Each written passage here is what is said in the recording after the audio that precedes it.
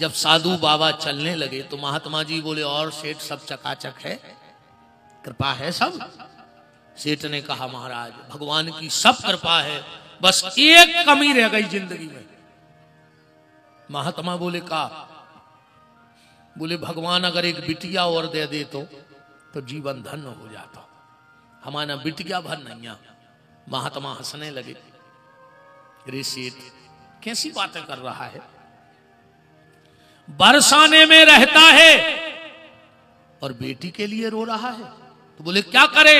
बोले, आज से राधा को अपनी बेटी बना ले, तेरी ये जिंदगी की कमी पूरी हो जाएगी, राधा को बेटी बना लो। ऐसे शब्द बैठे सेठ के दिमाग में। महात्मा बाहर, सेठ तुरंत बाजार गया, राधा की बड़ी सी तस्वीर लाया, दुकान में टांग ली, घर में टांग ली। आप तो सेठ की जिंदगी बदल गई, दिन भर वो फोटो से बते आवे।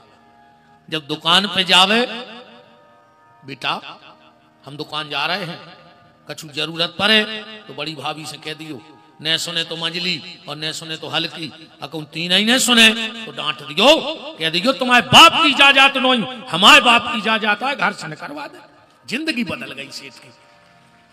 सेठ ने अपना परिचय ही बदल दिया। अब कोई पूछे आपका नाम, सेठ जी का परिचय देखो क्या है। सेठ जी अपनो परिचय देते को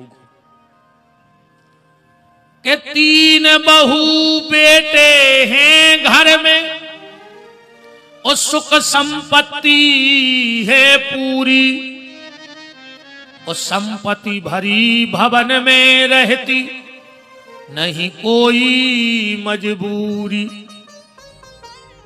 कृष्ण कृपा से जीवन पथ में आती नहीं कोई बाधा, अब मैं बड़ भागी पिता और मेरी बेटी है राधा। हम राधा के बाप यहाँ हैं, सब भूल गए अपना असली नाम। जिंदगी बड़े आनंद में चल रही थी। एक दिन घटना घटी, ध्यान से सुनना। एक मनहारिन आती थी सेठ के यहां चूड़ी पहनाने, तो चूड़ी पहनाती थी दुकान में, घर में, और पैसा लेती थी दुकान से। एक दिन मनहारन आई, चूड़ियां पहरावे, बड़ी बहू निकली, हाथ भर भर कर चूड़ी पहनी, मंझली बहू, छोटी बहू। राधा जी ने सोची, बताओ पैसा हमारे बाप को लग रहा हो, वो तीनों ही भाभियों ने चूड़ियां पहन ली, हमसे नहीं कही कि चूड़ियां पहन लो। फिर राधा जी ने सोचा कि पैसा तो हमारे पिताजी का लग रहा है। राधा जी तस्वीर से निकली और मुंह ढक करके मनहारिन के सामने बैठ गई। मनहारिन के सामने बैठ गई। मनहारिन ने हाथ भर भर के चूड़ी पहनाई। मनहारिन ने सोचा कि कोई मेहमान की बहू आई हुई है, हमें का पैसा तो हमें दुकान से मिले हैं। जैसे ही मनहारिन दुकान पे गई, बोले, सेठ हम तुम्हारी बहुओं को चूड़ियां पहनाए आए। सेठ ने 3 लोगों का पैसा निकाला और दे दिया। मनहारिन बोली, सेठ आज 4 लोगों ने चूड़ी पहनी है। सेठ बोलो, झूठी ने बोलो, हमारे घर में 3 बहुएं तो हैं ही, चौथी कहां से आ गई? तू झूठ बोल रही है। मनहारिन ने खूब कहा, पर सेठ ने पैसा नहीं दिया। आज जब सेठ घरे आओ, राधा की तस्वीर उदास आती। सेठ ने ज्यादा ध्यान नहीं करो और सो गओ।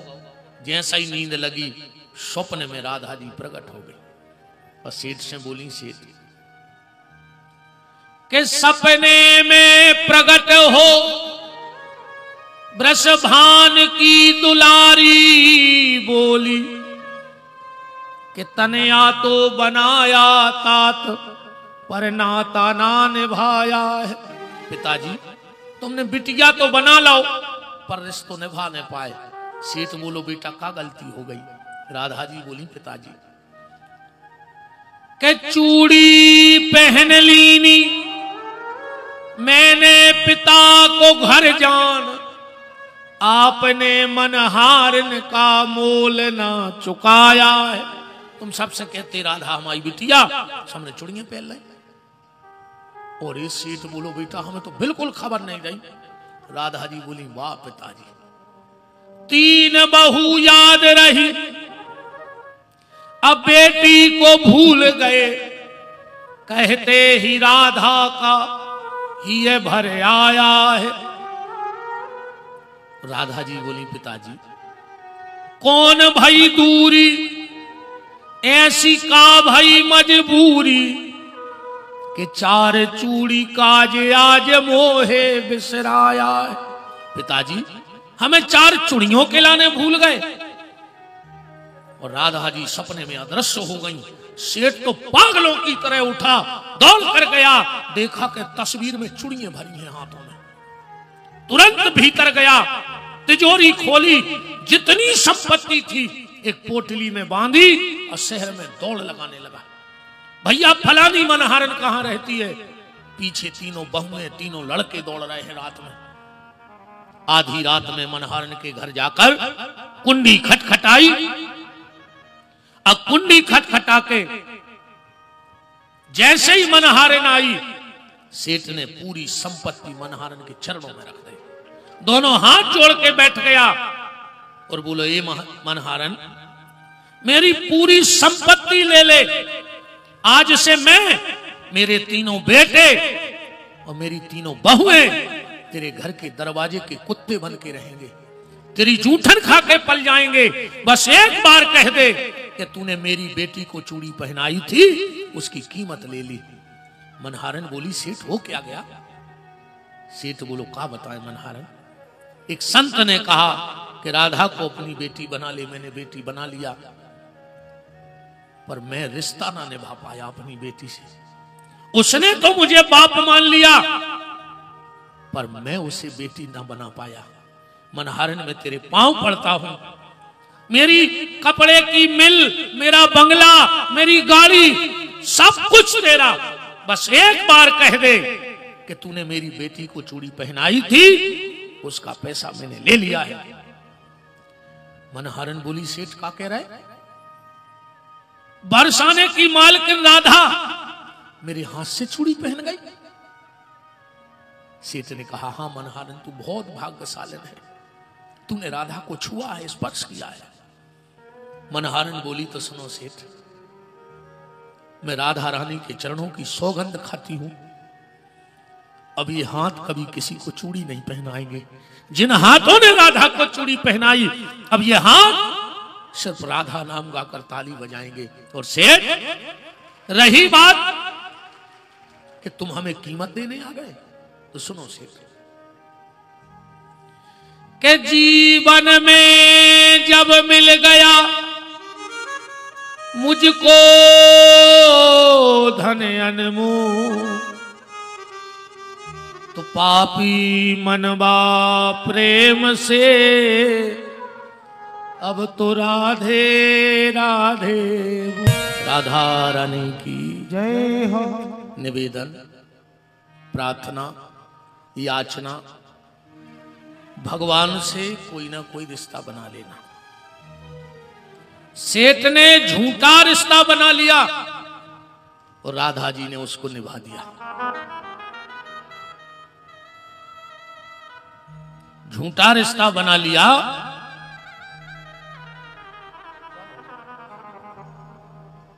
क्या हो ये देखिए पीछे नहीं वाह हो।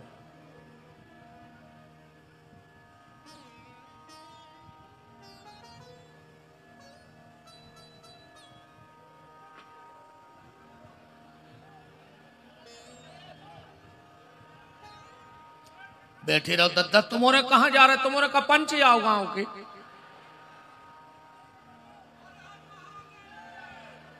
नहीं तुम्हारे ज्यादा व्यवस्था पखो रहे जी, उठ के जा रहे का।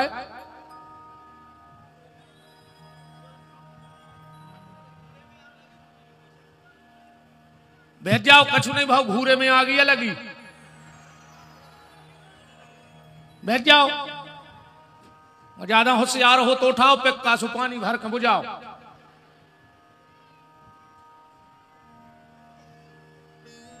रात भर पीसो, पारी में उठाओ। दौरे घूरे की तरह गाए। हम 7 दिनों से चिल्ला रहे कि भगवान की तरफ दौरो, मन भी दौर हैं घूरे की तरफ। कितना कछु कर ले जे को जोन स्वभाव, जाए ने जी से नीम न मीठी होए खाओ गुड़ घी से। बैठ जाओ शांति से।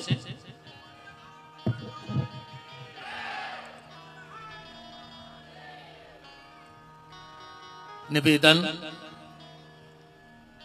भगवान से कोई ना कोई रिश्ता हमारा बन जाए, सांचा ना बने तो सेठ की तरह झूठा बन जाए। राधा जी ने झूठा रिश्ता ही निभा दिया।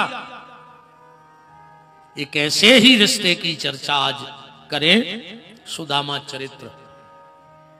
सुदामा चरित्र आप लोगों ने खूब सुना है, सब विद्वान बैठे हैं। अभी तक सुदामा चरित्र में आप लोगों को यह सुनाया गया है कि सुदामा बहुत गरीब ब्राह्मण था। यही सुना है तुम लोगों ने? सुदामा के घर में बहुत विपत्ति थी, यही सुना है ना? सुदामा घर घर भीख मांगता था, यही सुना है ना? इसमें गलती आप लोगों की नहीं है, इसमें गलती हम लोगों की है। हम लोगों की क्या गलती है? हम लोग क्या करते हैं कि आखिरी दिन